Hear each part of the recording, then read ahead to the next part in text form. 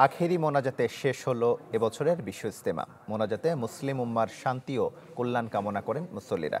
মোনাজাত পরিচালনা করেন ভারতের মাওলানা সাদের বড় ছেলে মাওলানা ইউসুফ কান্থলভি। আখেরি মোনাজাতে অংশ নিতে টঙ্গীর তুরাক্তির ঢল নামে মুসল্লিদের। নিরাপত্তা নিশ্চিতে ইজতেমা ময়দানে মোতায়েন করা হয় আইন শৃঙ্খলা বাহিনীর বিপুল সংখ্যক সদস্য। এর আগে ৩১ জানুয়ারি হয় প্রথম পর্ব আর ৩ ফেব্রুয়ারি হয় দ্বিতীয় ধাপ।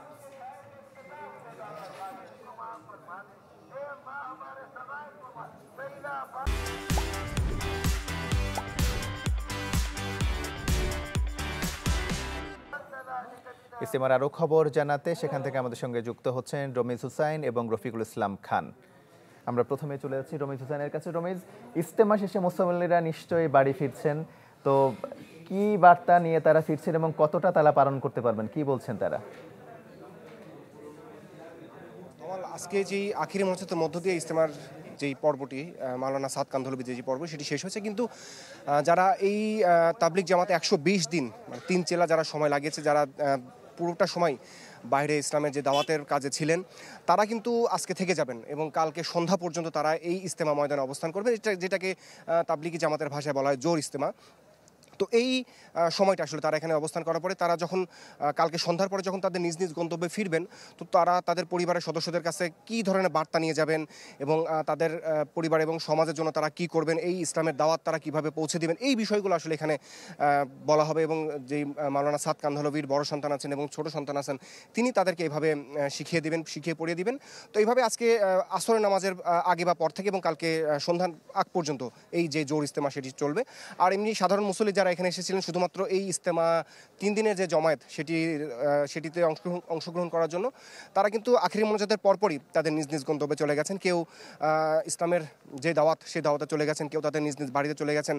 তারা বলছেন যে এখানে যে 3 দিনে তারা যে সময়টা লাগিয়েছেন বা এর আগে যারা 40 দিন বা তার বেশি সময় তারা লাগিয়েছেন এই ইসলামের কাজে, তো তারা সেখান থেকে যে শিক্ষাটা নিয়েছেন সেই শিক্ষাটা নিয়েই তারা তাদের পরিবারের এবং তাদের সমাজ, তাদের নিজ নিজ গোত্রের কাছে ফিরে যাবেন এবং সেটা তাদেরকে শেখাবেন যে আসলে কীভাবে একদম শুরু থেকে আসলে ফজর নামাজের ওঠার পর থেকে শুরু করে এবং রাতে ঘুমানোর আগ পর্যন্ত একটা মানুষ কিভাবে চলাচল করে, খাওয়া দাওয়া থেকে শুরু করে তার চলাফেরা, নামাজ কালাম সব কিছু বিষয়ে তারা এখান থেকে যে শিক্ষাটা নিয়েছেন সেটি তাদের পার্থিব জীবন এবং তাদের যেই ইহলৌকিক জীবনে সেখানে তারা সেটি পরিচালনা করবেন এবং সেটি সম্পাদন করবেন এবং তাদের আত্মীয় স্বজন যারা রয়েছেন তাদের কাছে সেটা শেখাবেন। এই ধরনের বার্তায় আসলে তারা আমাদেরকে বলছিলেন যে তারা এখান থেকে শিখেছেন। আরেকটি বিষয় তারা বারবার বলছিলেন যে তারা কিন্তু বিভেদ চায় না, তারা চায় পরবর্তী যে ইজতেমা হবে সেটা যেন দুই পক্ষ এককভাবে করতে পারে। রমিজ, আপনাকে ধন্যবাদ। এবার আমরা চলে যেতে চাই রফিকুল ইসলাম খানের কাছে। রফিক, অনেকেই তো বাড়ি ফিরছেন, বিভিন্ন জেলা থেকে আগত যারা এসেছিলেন, তো সড়কের চিত্রটা আমাদের একটু জানাবেন।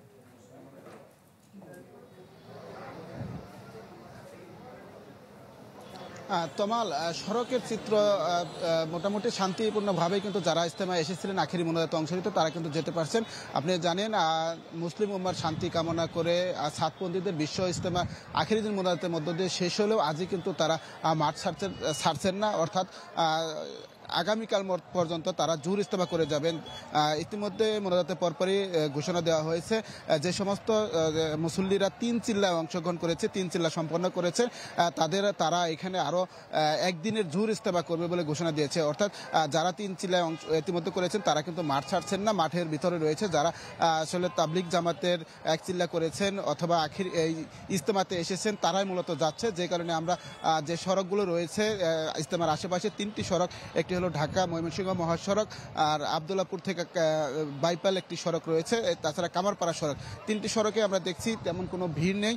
যারা বের হচ্ছে তারা কিন্তু যেতে পারছে। শুধুমাত্র যে কয়টি প্রবেশ গেট রয়েছে সেই গেটের সামনে কিছুটা জটলা রয়েছে। আপনি নিশ্চয়ই দেখছেন আমি এই মুহূর্তে রয়েছে আসলে কামারপাড়া সড়কে। মুসল্লিরা গেট দিয়ে বের হচ্ছে, বের হওয়ার পরে এইখানে কিছুটা জটলার সৃষ্টি হয়েছে। সামনে বেশ কয়েকটি গাড়ি এলোমেলোভাবে রাখা হয়েছে, যে কারণে এই স্থানটিতে কিছুটা জটলা রয়েছে, ফলে নির্বিঘ্নে যেতে পারছে। আর গাজীপুর মেট্রোপলিটন পুলিশের পক্ষ থেকে দুপুর 11টা নাগাদ তারা ব্রিফিং করেছে। ব্রিফিং করে বলেছে তাদের আইন শৃঙ্খলা বাহিনীর সদস্য নিয়োজিত রয়েছে এবং ট্রাফিক পুলিশের পর্যাপ্ত ব্যবস্থা করা হয়েছে, কোথাও যেন কোনো গাড়ি আটকে না থাকে সেই ব্যবস্থা তারা করছেন।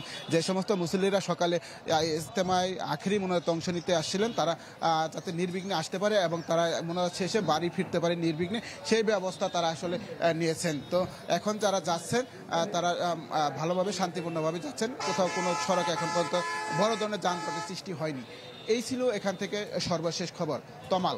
রফিক, আপনাকে ধন্যবাদ। গাজীপুরের টঙ্গী থেকে ইস্তেমার খবর জানাচ্ছিলেন রফিকুল ইসলাম খান এবং রমিজ হুসাইন।